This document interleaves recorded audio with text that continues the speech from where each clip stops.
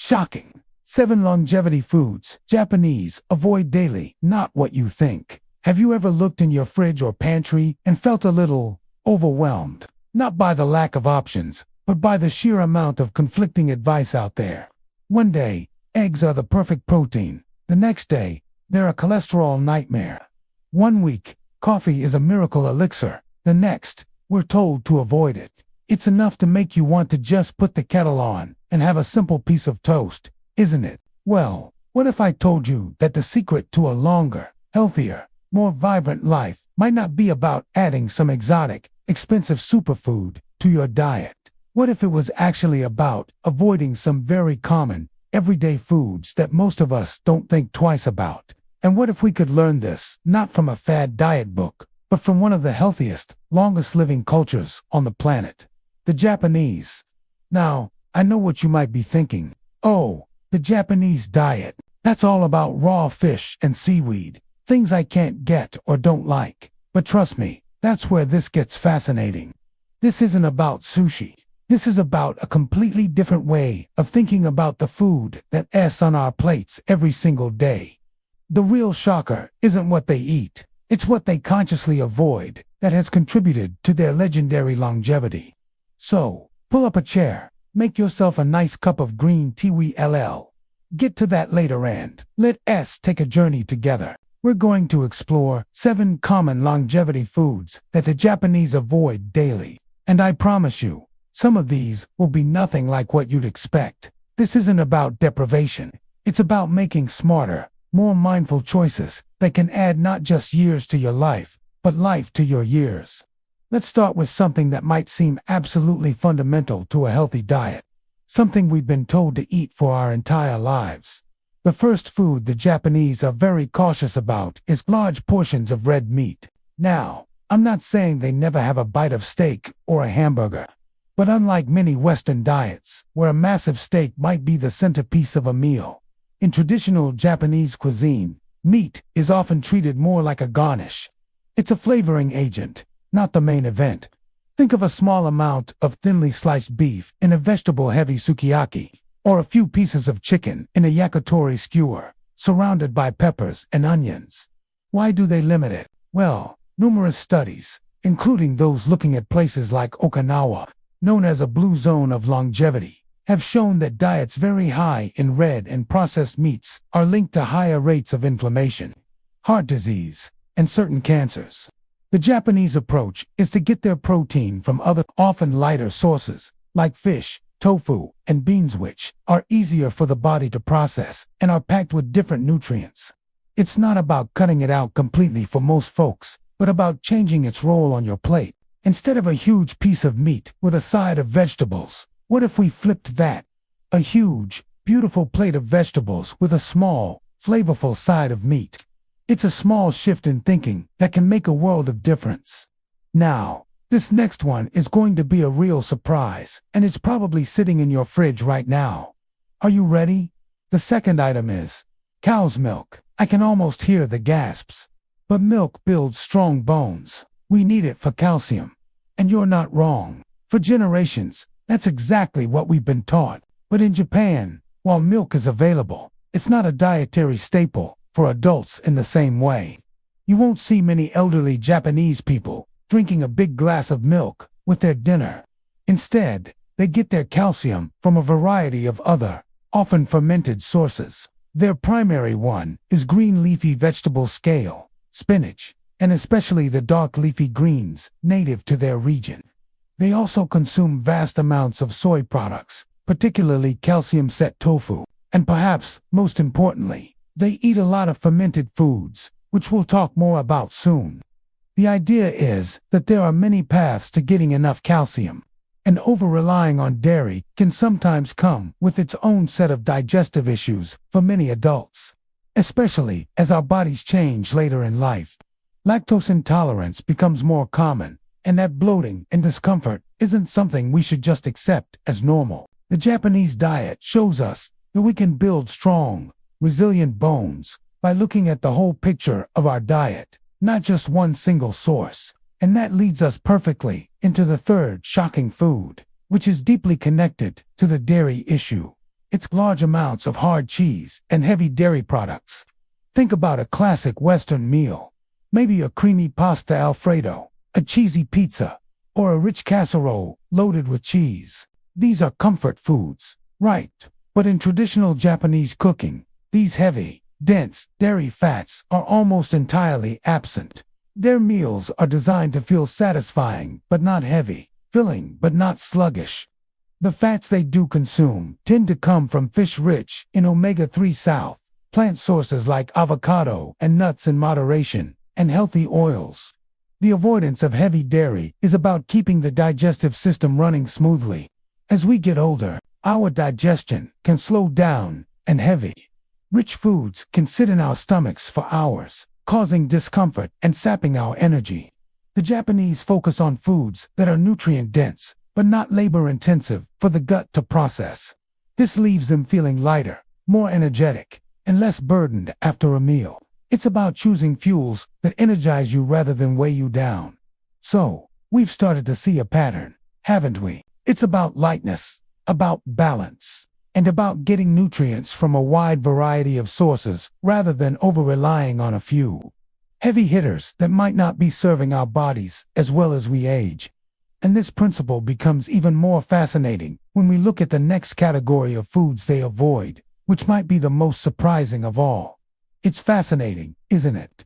How rethinking something as simple as the role of meat and dairy can open up a whole new way of looking at our plates. And that idea of choosing foods that energize rather than weigh us down is the perfect thread to pull on as we move forward. Because now, we're getting into the heart of the Japanese dietary philosophy, and it challenges some of the most common health foods we've come to rely on. This next one might be the biggest shock of all, especially for anyone who's ever been on a diet. The fourth food that's conspicuously absent from the traditional Japanese daily diet is the kind of whole grain, heavy, dense, brown bread we're often told is the healthiest choice.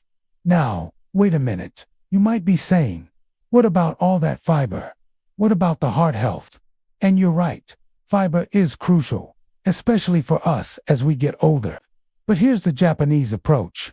They get their fiber and their grains, but in a completely different form. While a typical Western breakfast might be whole wheat toast or a bowl of bran cereal, a traditional Japanese breakfast would feature a bowl of miso soup, some grilled fish, a bit of pickled vegetable, and perhaps a small portion of rice. Their staple grain is white rice, not brown, and this is a key distinction that often surprises people. Why white rice? Isn't brown rice healthier? On paper, yes, brown rice has more fiber and nutrients. But the Japanese view it through a lens of digestibility. Brown rice contains phytic acid, which can actually block the absorption of some minerals and can be harder on a more mature digestive system to break down. White rice, in moderation, is a easily digestible source of energy that serves as a neutral base for a meal, allowing the other nutrient and flavor-packed foods, the vegetables, the fish, the fermented soy to truly shine. It's about balance and not making your gut work overtime on a food that's supposed to be a simple energy source. Their fiber comes from a vast array of vegetables, seaweeds, and legumes, not from forcing down dense, heavy breads that can cause bloating. And speaking of things that can cause bloating and inflammation, this leads us to our fifth point. The Japanese are masters at avoiding overly sweetened breakfast foods and sugary snacks. Imagine the typical American breakfast: pancakes dripping with syrup, sugary cereals, pastries, flavored yogurts that are more dessert than breakfast. Now, picture a Japanese breakfast again: savory, light, protein-rich. There's no sugar crash at 10:30 in the morning, because there was no sugar spike to begin with. They start their day on a steady, stable energy burn. This avoidance of hidden sugars is a constant throughout their day. You won't find a culture that snacks nearly as much as we do in the West. There's no tradition of mid-morning muffins or afternoon candy bars. Instead, if they need a little pick-me-up, it might be a piece of fruit, a small rice ball, or a few edamame. The sheer volume of added sugar that we unconsciously consume in sauces, breads, drinks, and packaged snacks is seen as a major disruptor to their goal of steady energy and clear-mindedness. They have a deep cultural appreciation for subtle, natural flavors, the umami of seaweed, the slight sweetness of a fresh sweet potato, the tempts of a pickled plum. Their palates aren't blasted with sweetness all day long, so they can truly appreciate it when they do have a small, beautiful dessert. Like a single piece of high-quality mochi or a delicate strawberry. It's a treat, not a staple.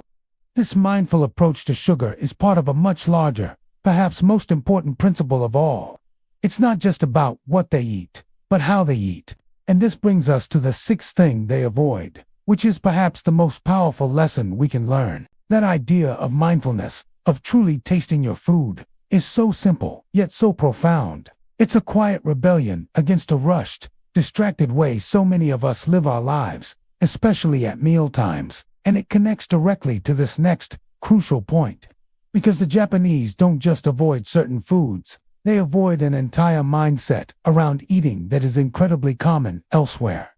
The sixth thing they consciously avoid is the concept of cleaning your plate. Now, I know that for many of us, that phrase is etched into our very beings. It harkens back to our childhoods, to parents who lived through times of scarcity, and for whom wasting food was a genuine sin. There are children starving in the world, so you will finish what's on your plate. That sentiment comes from a place of love and responsibility. I truly believe that.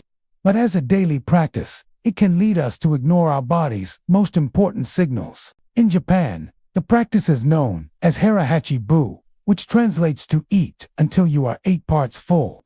It's a Confucian teaching that's been embraced for centuries. You stop eating before you feel completely full.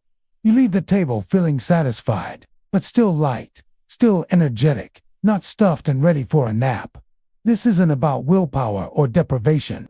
It's about tuning in. It's a gentle, conscious act of listening to your body whisper, "Thank you, that's enough," instead of waiting for it to scream, "I'm stuffed. Why did you do that to me?" This is a skill we can all relearn. It starts with serving ourselves a little less to begin with. It means eating slowly, putting our fork down between bites, and giving our stomach, which can be a bit slower, to send its signals to our brain as we age a chance to catch up. That feeling of slight fullness often arrives 10 or 15 minutes after we've actually eaten enough. By stopping at 80%, we allow that natural process to happen comfortably. It's a beautiful form of respect for your own body, a way of saying, "I am giving you exactly what you need, and not a single ounce more that would become a burden for you to carry." This single habit, more than any specific food, is considered a cornerstone of longevity in Okinawa. And finally, we arrive at the seventh and last food they avoid, and this one brings everything together. It's the opposite of everything we've talked about. The Japanese largely avoid highly processed diet or health foods. Isn't that interesting? In the West, we're surrounded by aisles of products screaming low-fat, sugar-free, keto-friendly, gluten-free, even when the food never had gluten to begin with.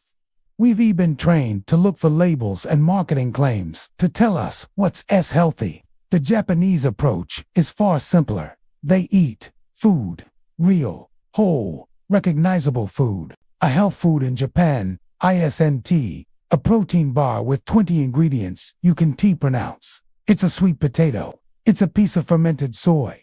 It's a piece of fish. It's a bowl of seaweed. It's a green tea. They don't need a label to tell them it's healthy.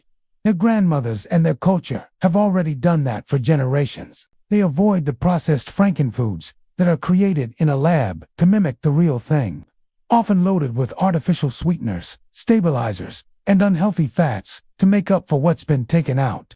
They understand that a low-fat cookie is still a cookie, and often a less satisfying one that might lead you to eat more. They'd rather have one beautiful, real, satisfying treat made with whole ingredients than a dozen diet versions that leave your body confused and your cravings unsatisfied. So, let's bring it all together, shall we? It's been quite a journey. We've learned that the secret isn't found in a single miracle berry or a costly supplement. It's found in a gentle, mindful approach to eating.